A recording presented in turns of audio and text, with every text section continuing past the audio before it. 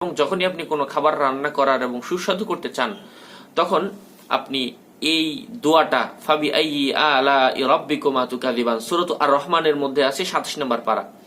তো এই সূরাটা হয়তোবা অনেকেই পড়েছেন, এই আয়াতটা হয়তোবা অনেকেই জানেন কিন্তু এটার ফজিলতটা জানেন না। তো এই আয়াতটা আপনি যখনই প্রতিদিন তো এমনিতেই পাঠ করবেন, আবার যখন আপনি যে খাবারটা সুস্বাদু করতে চান ওই খাবারের মধ্যে 7 বার ওযু সহকারে পাঠ করে যদি ফু দিয়ে যাকে খাওয়াবেন সেই বলবে না খাবারটা সুস্বাদু হয়েছে, যাকেই বলবেন সুস্বাদু হয়েছে বলতে বাধ্য হবে ইনশাআল্লাহ। তো বন্ধুরা, এই আমলটা আমরা সকলেই করব, আশা করছি অনেক উপকার পাবো। যখন বোনেরা তাদের স্বামীদেরকে খুশি করতে চাইবে তারা চাইলে এটা করতে পারে, তার মা বাবাকে খুশি করতে চাইবে, অথবা বোনের যখন বিবাহ হবে তখন তাকে দেখতে আসবে, তখন যারা দেখতে আসবে তাদেরকে রান্না করে খাওয়াবে, তখনও যদি চায় তারা এই আমলটা করতে পারে।